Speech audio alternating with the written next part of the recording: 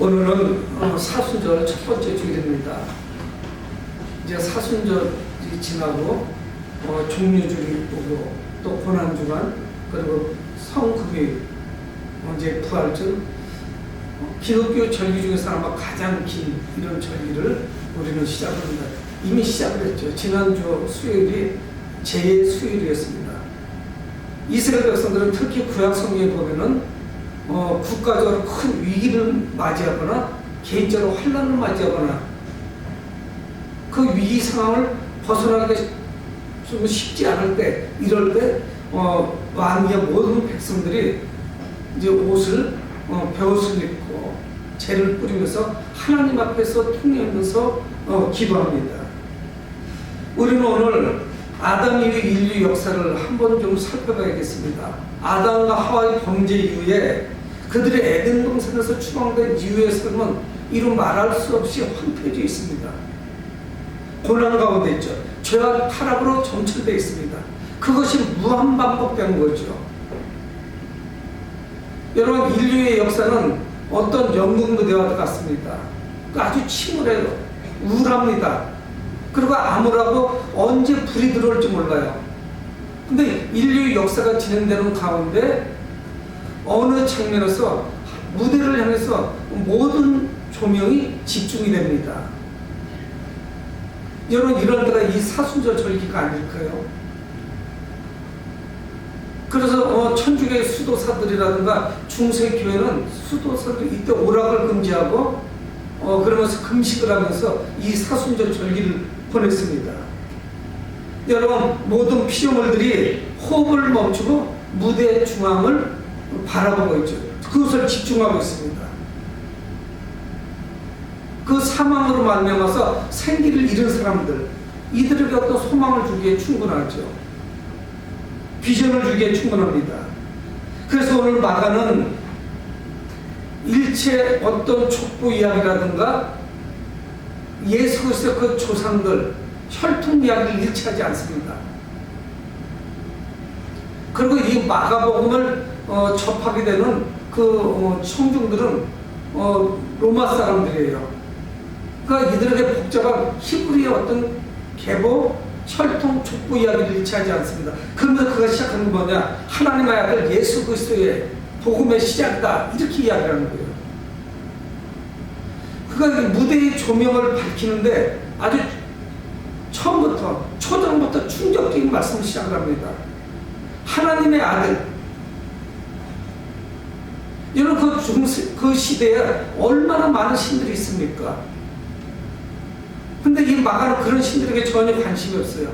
하나님의 아들이 오시는 거예요. 그런데 그 하나님의 아들은 누구냐? 바로 예수 그리스도의 복음의 시작이라고 선포하고 있습니다.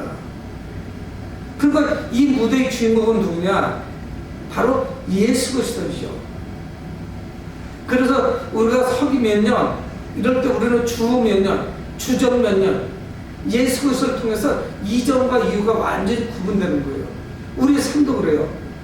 예수 그리스도를 만나기 이전의 삶과 예수 그리스도를 만난 이후의 삶은 전혀 다릅니다. 전 그대로인데 그걸 좀 생각해 봐야겠죠. 아직 변화의 역사가 없는 거죠. 내가 과거의 삶을 그대로 지금 살아가고 있다면 그건 좀 문제가 있는 거죠. 주님을 제대로 만나지 못했죠. 인류의 어두운 역사 가운데 예수님께서 이 땅에 오심으로 이전과 이후가 완전히 바뀌었어요. 예수를 만나지 못한 사람들은 그 삶이 계속 지속됐어요. 근데 어느 순간에 예수님께서 우리를 찾아오시면서 우리의 삶은 충격적으로 바뀌기 시작했어요. 서서히 바뀐 사람도 있고 급진적으로 바뀐 사람도 있죠. 오늘 마가는 1절을 시작하면서 그렇게 시작을 하고 있습니다. 그러니까 이게 뭐냐? 예수 그리스도의 복음은 새로운 시작을 알고 있어요. 복음이 뭡니까? 영어로 굿뉴스, 좋은 소식이에요. 말 그대로 좋은 소식이에요. 가스펠이라고 하죠. 여러분, 우리는 좋은 소식을 일체 만나기 어려운 이런 시대에 살고 있습니다. 여러분, 제가 기사를 보니까 이 화성에 요즘 아주 복잡하답니다. 화성은 600일이 넘어요. 화성이라고 알죠? 이 화성은 태양을 한 바퀴 돌아오는데 우리는 365일이면 돌아와요. 화성은 600일이 넘어서 태양을 한 바퀴 돕니다. 그러니까 당연히 태양으로부터 멀은 거죠. 그래서 반응은 영하 80도씩 떨어집니다. 사람이 살 수 없는 곳이에요. 근데 지난해부터 올 겨울 봄 되면서 지구하고 화성하고 가장 가까워지는 거예요.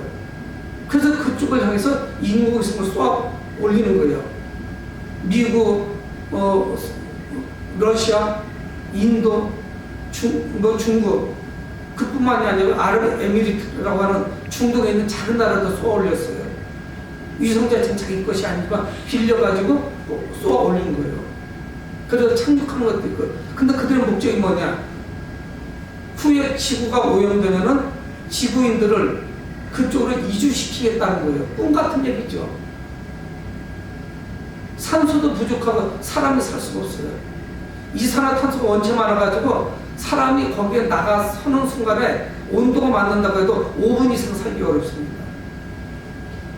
여러분, 하나님께서 주신 이 지구는, 우리가 살고 있는 이 땅덩어리는 다 오염시켜 놓고 어디로 이사갈 궁리하는 거예요.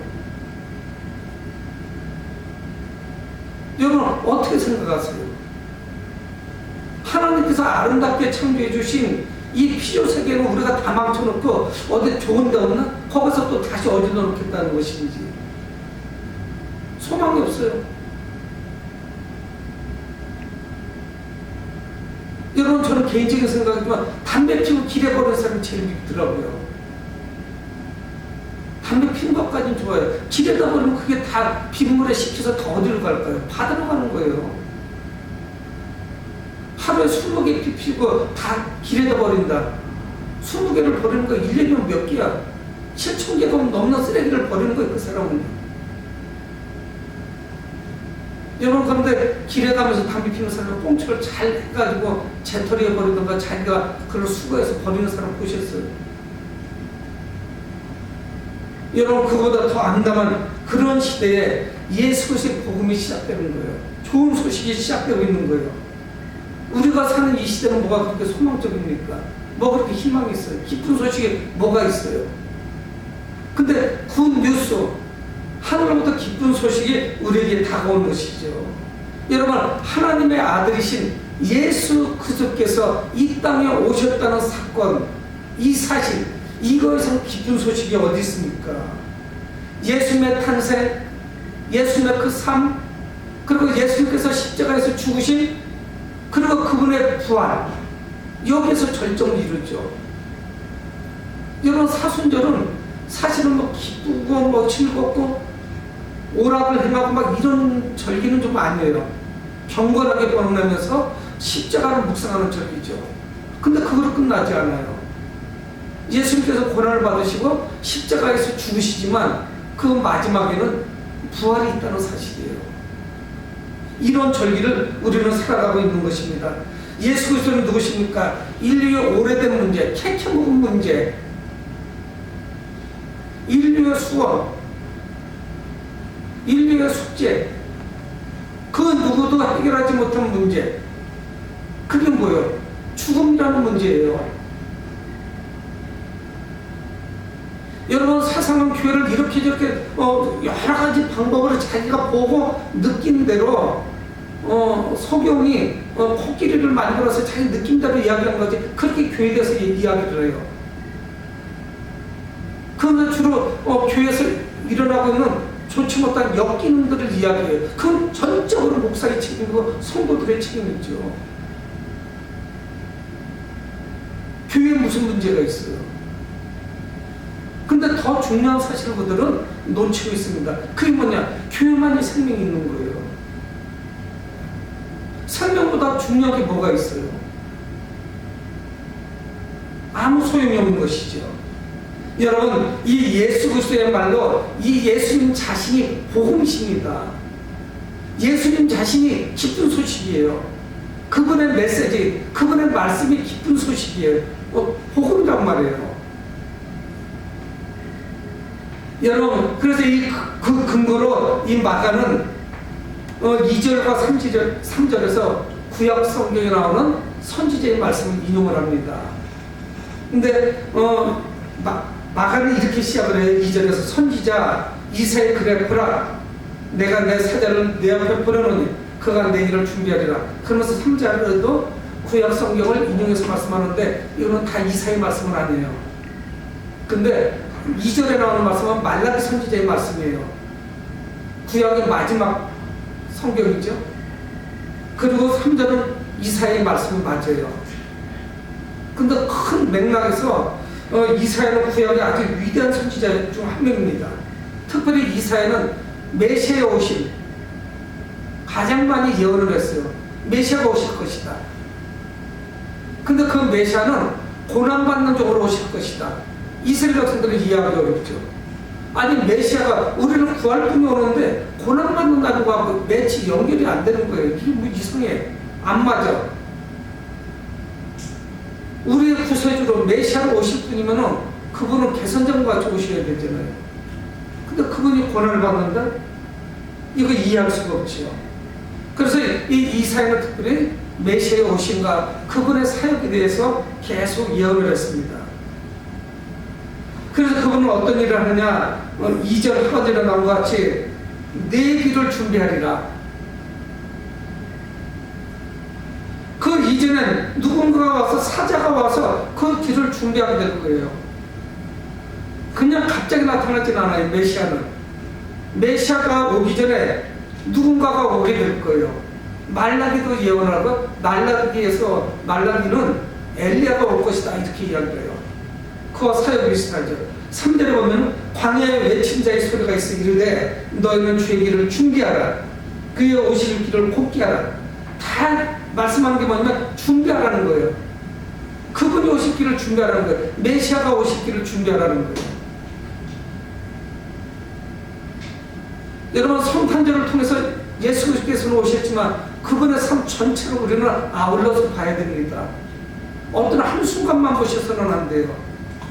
바로 하나님의 아들이신 메시아가 이 땅에 오셔서 탄생해서 죽으심까지 그리고 부활하심까지 지금 하나님 우편에 앉아 계시고 또 다시 오심까지 전체적인 맥락에서 우리는 바라봐야 됩니다.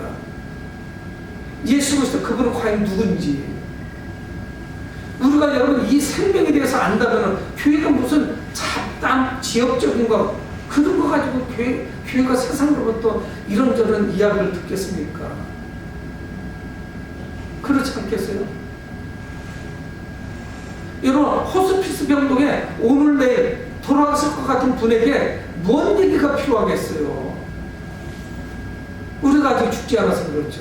어디에 십자가에 죽지 않은 거예요. 여러분 죽은 시신은 절대 반응을 보이지 않습니다. 갈라디아서 2장 20절 내가 그리스도와 함께 십자가에 못 박혔나니 그런즉 이제는 내가 산 것이 아닌 내 안에 그리스도께서 사신 것이다. 아직도 내가 살아있지 않고 개인 유정원이 살아있고 여러분 자신이 살아있으니까 늘 충돌하는 거예요. 그래서 부메랑이 돼서 세상에서 교회를 비판한 거예요. 비판을 받아도 저는 싸다고 생각을 해요. 비판이라 욕먹을 짓을 해서 욕을 먹어야죠. 반성하고 회개해야 되죠. 우리가 잘못 살아가는 거예요. 사람이 물론 완벽할 수는 없어요. 하지만 우리는 내가 죽고 그리스도와 함께 살아가는 사람으로 살아가지 못하겠습니다. 그래서 사자를 미리 보낼 것이고 그 사자가 사신이 와서 그분이 오실 길을 준비합니다. 평탄케 하는 거예요. 그는 누구냐? 광야에 외친 자의 소리예요. 누구도 들으려고 하나요? 여러분 지금도 이 광야 같은 세상에서 광야에 외치는 자의 소리가 있어야 돼. 그가 누구냐? 2000년 전에는 세례 요한이에요. 현재는 누구냐? 우리가 나가서 외쳐야 돼요. 광야에 외치는 자의 소리가 돼야 돼요. 여러분 하지만 우리는 외치는 자의 소리가 아니라 다 들어가 버렸어요. 말을 꺼낼 수가 없어요. 침묵하는 것이 오히려 낫지 않을까 싶을 정도예요. 여러분 우리 자신을 다 향해서 공격하면 그건 자행일지 모르죠. 근데 통렬한 자기 반성이 없이 어떻게 발전할 수 있겠어요? 하나님께서 우리에게 기쁜 소식을 보내주셨고 그리고 그 이전에 광야에 외치는 자의 소리가 있을 것을 말씀하고 있습니다. 그러니까 이 세례 요한의 메시지는 무엇이냐? 하나님께서 주신 메시지예요. 그래서 오늘 예수 그리스도의 복음의 시작을 말씀하시면서 바로 누구를 말씀하느냐? 구약에 예언된 예수님 이전에 올 그 광야의 외친 자의 소리, 세례 요한에 대해서 말씀하고 있는 거예요.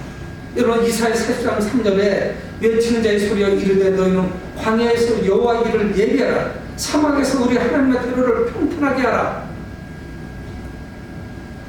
여러분, 왕이 당시 로마 황제가 저 지방을 순시하는 일은 흔치도 않지만 지방을 순시했던 그 이전에 사신이 가서 왕이 어느 날 몇 시에 올 것이라는 것을 그쪽 지역의 지도자한테 통보를 하고 모든 도로를 정비하고 모든 것을 다 정리하는 거예요. 테러나 또는 아니면 다른 못된 짓 할 사람들이 있는지 없는지 다 소개시킨 거예요. 다 바깥으로 빼버리고 그것을 잘 정비하고 꽃나무를 심고 그러면서 준비하는 거예요. 로마 사람들 이게 무슨 말을 하는지 금방 알아듣는 거예요. 왕이 올 때, 왕이 행차할 때 어떤 일이 벌어지는지 그 주변에서 평탄케 해야 되는 것이죠. 예수 그리스도는 바로 이 땅에 왕으로 오시기 때문에 그 사자, 사신은 왕을 준비하는 겁니다. 여러분, 우리는 주님의 다시 오심을 준비해야 돼요. 긴장을 풀면 안 돼요. 그래서 비유로도 말씀하시지 않겠어요? 열천의 비유를 통해서 지혜로운 처녀와 미련한 처녀가 나오죠. 여러분, 사람들은 자신의 죄를 끊고 하나님 앞에 회개하고 용서를 구해야 돼요. 지금 우리가 사순절을 살아가면서 이제 사순절이 시작되고 이제 진행 중에 있는데 이때 우리에게 가장 필요한 것이 무엇이냐? 주님 앞에 겸비한 마음으로, 겸손한 마음으로 나오는 거예요. 그러면 그분은 하나님의 백성을 회복시키고 위로하십니다. 우리에게 변화의 역사가 나타나요. 여러분, 오늘 시작되는 이 예수님으로부터 시작된 이 좋은 소식은 그냥 갑자기 하늘부터 떨어진 것이 아니에요. 구약 성경에 수백 년 전부터 예언됐던 그런 말씀이에요. 그러면서 이제 마가복음이 시작되고 있습니다. 그래서 이 마가는 예수님께서 오실 그 길, 메시아께서 오실 그 길을 준비할 사람으로 광야에 외치는 자의 소리가 바로 세례 요한이라고 말씀하고 있는 거예요. 4절에 세례 요한이 광야에 이르러 죄사함을 받게 하는 회개의 세례를 전파하니, 여러분, 세례 요한은 누구냐면은 옛 시대와 새 시대를 연결하는 그런 사람입니다. 여러분, 광야는 무엇이에요? 이스라엘 백성들을 훈련받았던 것이죠. 홍해를 가르고 하나님께서 이스라엘 백성들을 광야로 인도하십니다. 아주 고난이 점철돼요. 산 넘어 산이에요. 40년 동안 이루 말할 수 없는 고난들이 다가오고 있는 거예요. 광야 생활이 거칠죠. 여러분, 이스라엘 백성들에게 광야 생활 40년은 우리 인생을 살아가는 우리의 삶의 단면을 보여주고 있습니다. 우리의 삶도 얼마나 거친지 몰라요. 여러분, 사실 지나간 살아오는 시간들을 생각해보세요. 행복한 날이 얼마나 있습니까? 아담 할아버지, 하와 할머니가 범죄하고 난 이후에 우리 삶은 늘 거친 거예요. 길을 찾지 못하고 헤매고 있죠. 그게 광야 생활이에요. 하지만 이스라엘 백성들은 하나님과 동행을 했습니다. 그리고 가나안을 향해 나갔죠. 그래서 요단강을 건너고 가나안 땅에 입성하게 되는 거예요. 찬송가 가사 중에도 요단강을 건너면 그럼 어디에? 하나님 계신 곳이죠. 영적으로는. 그래서 이 요한은 구약의 마지막 인물이고 신약을 여는 그런 인물의 역할을 하고 있습니다. 그러니까 이 회개의 세례라고 하는 것은 뭐냐? 죄로 가득했던 옛 삶을 벗어버리고 옛 삶의 방식을 벗어버리고 새로운 삶을 전개하는 거예요. 이런 경험들이 우리에게 있어야 돼요. 우리는 주님을 맞이하기 위해서 이런 과정을 거쳐야 돼요. 여러분, 회개가 무엇입니까?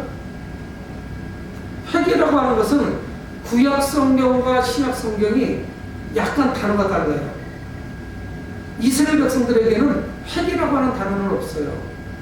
근데 휴무라고 하는 단어를 써요. 우리는 회개 그러면 금방 알아들어요. 무슨 의미인지.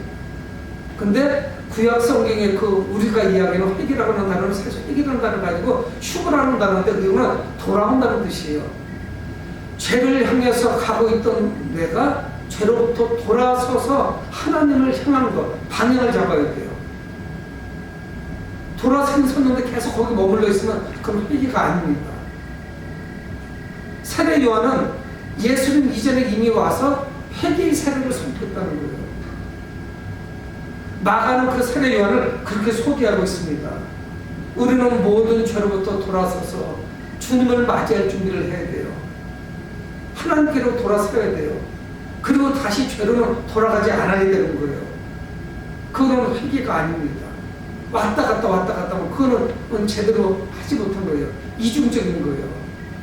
그건 회색지대를 지금 헤매고 다니는 거예요. 세상도 적당히 즐기고 주님께 또 안 나오면 좀 찜찜하니까 그래서 또 나오는. 여러분, 세례라고 하는 것이 무엇입니까? 내적인 회개의 외적인 표시예요. 내가 내적으로 변화됐다는 것, 회개됐다는 것을 외부적으로 보여주는 그 사인, 상징이 뭐냐면 세례예요. 그래서 우리는 이 글을 세례 요한이라고 말씀하죠. 그래서 5절에 온 유다 지방과 예루살렘 사람이 다 나아가 자기 죄를 자복하고 요단강에서 그에게 세례를 받더라. 성경은 분명히 말씀하고 있어요. 자기 죄를 자복하고 회개하고 자기의 죄에 대해서 아주 통렬하게 꾸짖고 그 죄로부터 돌아서서 그리고 요단강에서 세례를 받았다. 동시적으로 일어났어요. 회개와 세례가 물세례예요. 성경은 뭐라고 말씀하냐면은 유대지방과 예루살렘 사람이 다 그에게 나갔대요. 어느 주석서에 보니까 30만 명쯤 되는 사람들이 나왔더래요. 그거는 뭐 정확한 어디에 근거한 건지 우리는 알 수는 없어요. 하지만 상당히 많은 사람들이 세례 요한에게 나와서 지금까지 어떤 신앙생활을 다 이제는 끊어버리고 이건 잘못된 것이라면서 깨닫고 회개하고 세례를 받았다는 것이에요. 여러분, 우리가 예수 그리스도를 영접하려면 먼저 회개를 준비해야 되는 것입니다. 무엇을 준비하느냐? 도로를 평탄하게 한다는 것이 무엇이냐? 우리가 마음의 준비를 해야 된다는 거예요. 내적인 변화가 나타나야 된다는 거예요. 회개해야 된다는 거예요. 삶의 변화가 있어야 된다는 거예요.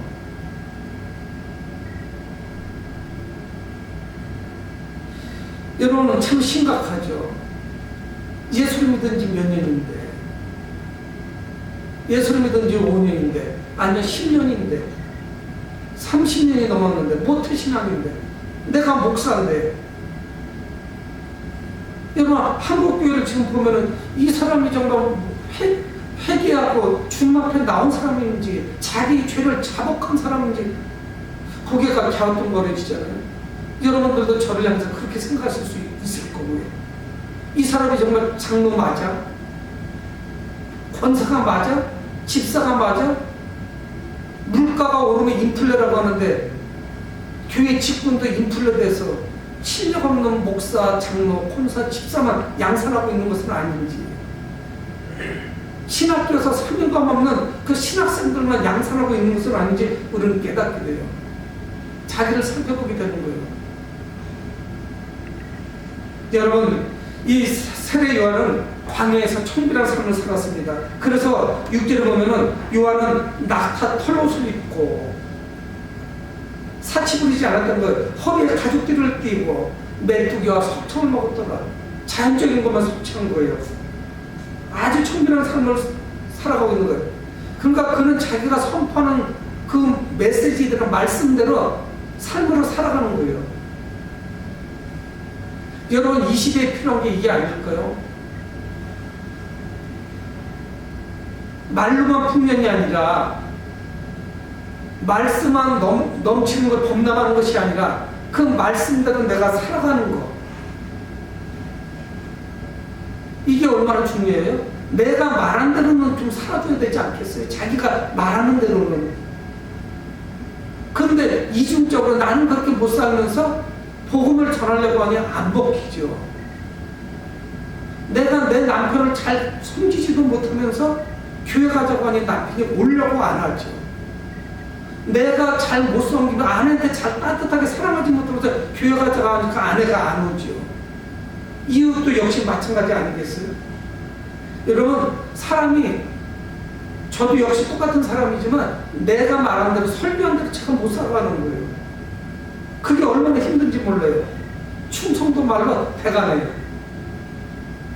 그래서 늘 주님 앞에 다시 나와서 또 회개하는 거예요.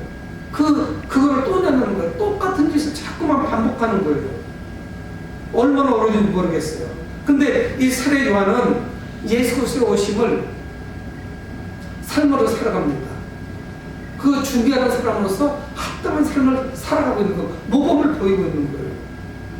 여러분, 6절에서 말씀하는 낙타 털어서 입고 허리에 가죽띠를 띠고 메뚜기와 석청을 먹더라, 이렇게 하면 구약성경에 엘리야가 번뜩 생각나는 거예요.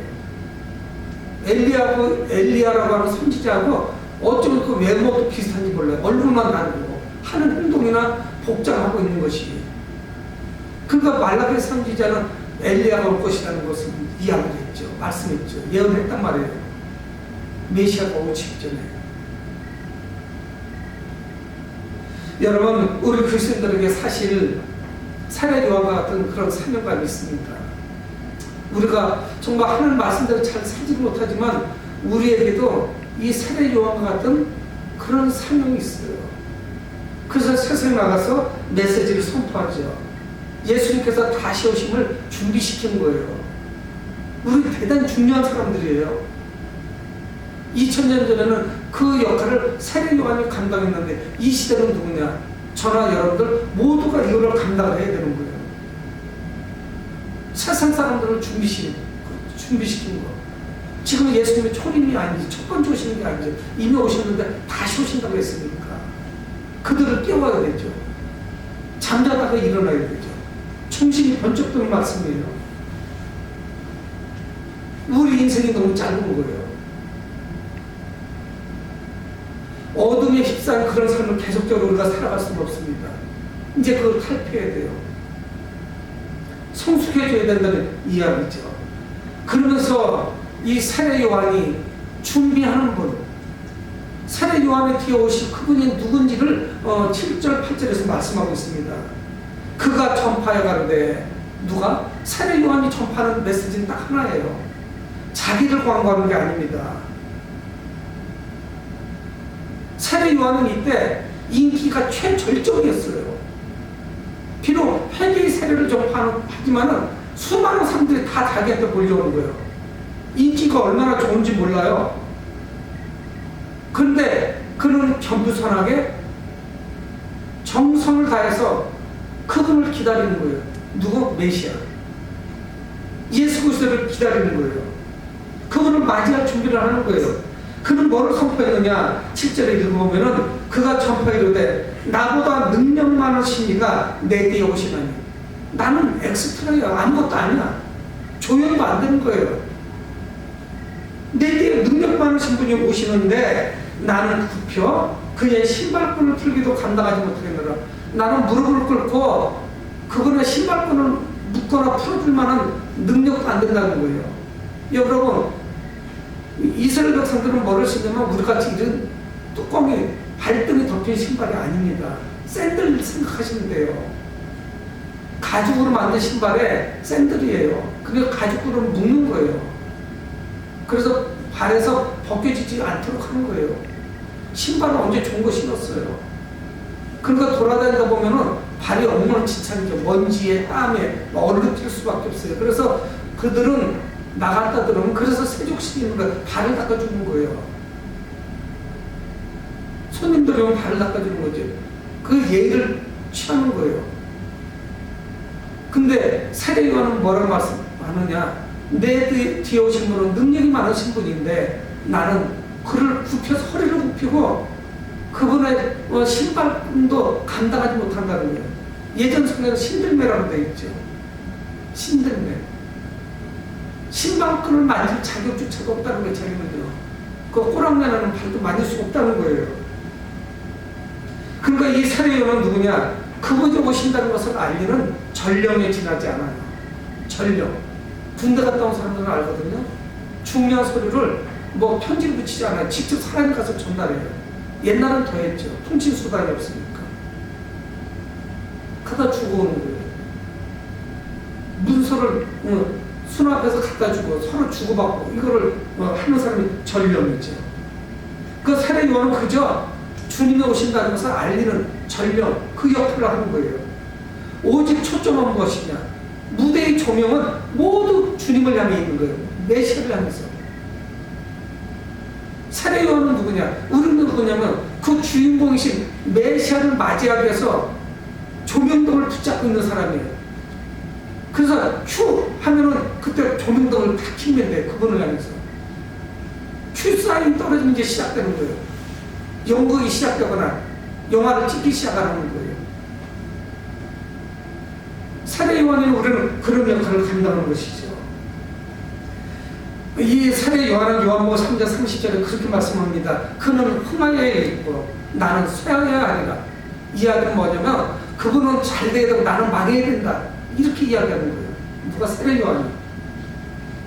여러분, 요한은 물로 세례를 베풀었습니다. 8절에 나는 너에게 물로 세례를 베풀었거니와 그는 너에게 성령으로 세례를 베풀 것이다. 나는 물로 세례를 베풀었지만 그분은 성령으로 세례를 베푼다. 여러분, 물 세례를 받아가지고 구원받은 건 아니에요. 그래서 세례를 받고 교회를 떠나는 사람 보면 너무 마음이 아파요. 세례를 너무 쉽게 준 거예요, 목사가. 그렇게 세례를 베풀면 안 돼요. 물론 세례 베풀었더니 100% 그가 정착할 거라는 생각을 안 하지만, 그러니까 내가 아는 사람이니까 지인이니까 내가 전도해서 이 사람 세례 좀 베풀어 주세요. 그런 부탁을 목사한테 하면 안 돼. 목사가 곤란해요. 그 사람 영적인 상태 믿음을 보고 목사가 세례 줄지 말지를 정해야 되는 거지. 그리고 확인도 해야 되는 거지. 내가 전도했을 때 빨리 좀 서둘러 주세요. 그거는 아니에요. 준비가 전혀 안 돼 있다고. 그럼 세례 받고 예수 안 믿고 있다가 세상을 떠나면 천국 가나요? 예수를 믿어야 가는 거지. 그래서는 안 되죠. 세례가 중요한 게. 그러니까 그가 이야기하는 거예요. 나는 물로 세례를 베풀었지만 내 뒤에 오시는 분은 성령으로 세례를 베푼다 말씀하고 있는 거예요. 성령이 임했다는 것은 곧 뭔 줄 아세요? 구원을 받았다 이야기하고 연결돼요. 왜? 예수님은 죄를 사는 권세가 있어요. 예수 그리스도와 성령을 함께 역사하십니다. 그리고 또 먼 훗날도 아니지만 예수님께서 십자가에서 죽으시고 부활하신 후에 그 이후에 오순절날 50일이 지나서 마가의 다락방에, 그 다락방에 성령께서 역사하시죠. 성령이 임했어요. 여러분, 우리의 내면과 영혼이 깨끗할 때, 또 예수 그리스도의 세례를 통해서, 성령 세례를 통해서 우리 내면과 영혼이 깨끗해져야만, 그래야만 우리는 과거로부터 이제는 청산된 삶을 살아가는 것입니다. 내적 변화가 나타나야 돼요. 변화가 일어나야 돼요. 여러분, 코로나19는 많이 힘들고 어렵지만요, 우리 신앙생활은 이 상태로 있으면 안 돼. 답보 상태가 되면 안 돼. 전진해야 돼. 전진하고 또 전진해야 돼요. 수시로 교회를 공격합니다. 악한 영들은 공격해요. 요한계시록 보면은 마지막 순간까지 공격해. 주님 오셔야만 끝나요. 다시 오셔야만. 영적 싸움은 계속되는 거예요. 어떻게든지 교회 예배를 방해하고 하나님을 믿지 못하도록 만들고 예수님을 영접하지 못하도록 하고 주님께 헌신하지 못하도록 이 환경을 만듭니다. 마지막까지 승리하는 자, 이러한 자가 주님과 함께하는 거죠. 여러분, 우리는 회개를 통해서 우리 안에 있는 모든 죄의식, 여러분 우울증이 왜 오겠어요? 정신질환이 왜 오겠어요? 제가 기도하는 사람들 중에 중보기도를 하는데 정신적으로 문제가 있고 얼굴을 한 번도 못 본 사람도 있어요. 또 간질이 있다거나 우울증인 사람이 거의 10명쯤 돼요, 제가 아는 분들 중에. 근데 그 폐만은 얼굴도 몰라요. 기도부터 하기 때문에 기도하죠. 여러분, 약물 치료도 물론 당연히 해야 되는 것이지만 내면에 치유가 일어나면은 이런 것으로부터 자유해질 수가 있습니다. 여호와 치료하시는 하나님께서 역사하세요. 그리고 우리를 하나님과 더 깊은 교제를 하도록 인도하십니다. 신약의 세례는 무엇입니까? 죽음과 부활을 상징해요. 홍해를 가르고 요단강을 가르죠. 물속에 들어가는 건 죽는 것을 의미해요. 그런데 하나님께서 홍해를 가르시고 이스라엘 백성들을 살리시래요. 그런 깊은 의미가 그 안에 들어가 있죠. 여러분, 갈라디아서 2장 20절 아까 말씀드린 것 같이 우리는 그분과 함께 죽었고 그분과 함께 부활합니다. 놀라운 축복을 받은 자들이에요. 여러분도 힘을 내셔야 돼요. 지금 사순절 첫 번째 주일입니다. 4월 4일이 부활절이에요. 40일 남았죠. 40일은 넘는다고요. 제 수요일부터는 50일이 됩니다. 여러분, 오늘 우리는 사순절 첫 번째 주일을 맞이합니다. 이 사순절은 예수님의 고난에 동참하고 그리고 우리가 또한 부활절을 기쁨으로 맞이하는 이런 기간들이에요. 여러분, 우리는 저로 인해서 죽을 수밖에 없는 인생들이었습니다. 늘 이거를 그냥 노래 따라서 들으시면 안 돼요. 우리는 죽을 수밖에 없었대. 근데 실감은 하나도 안 나. 근데 그러니까 내가 구원받았다는 것도 별로 실감이 안 나요. 암, 사기나 사망 직전에 살아난 사람은 그를 정말 잊지 못하고 그를 이야기하는데 우리는 그게 실감이 안 가. 내가 죽을 건가? 영적으로? 별로 실감이 안 가죠. 그런데 인류 최대의 좋은 소식, 기쁜 소식, 복음, 굿뉴스, 가스펠을 말씀하고 있습니다. 예수 그리스도의 복음의 시작이다. 예수님이 이 땅에 오신 거. 그냥 이루어지는 것이 아니죠. 십자가를 통해서 이루시고 부활을 통해서 절정을 이루시죠. 여러분, 예수님을 통해서 복음은 완성됩니다. 여러분, 우리는 오늘 이 사순절에 이 고난에 동참하고 또한 십자가와 또 그 부활 사건에 우리는 기쁨으로 동참하셔야 돼요. 왜냐하면 이 좋은 소식은 예수님의 부활로 가장 절정이에요. 꼭대기예요. 얼마나 놀라운지 모릅니다. 우리 모두 이 사순절에 죽음에서의 부활을 묵상하며 복음이신 예수 그리스도를 묵상하고 그분께 영광을 드리고 감사하는 여러분 되길 주 이름으로 축원을 드립니다. 고마우신 아버지 하나님, 은혜를 감사합니다. 저희들은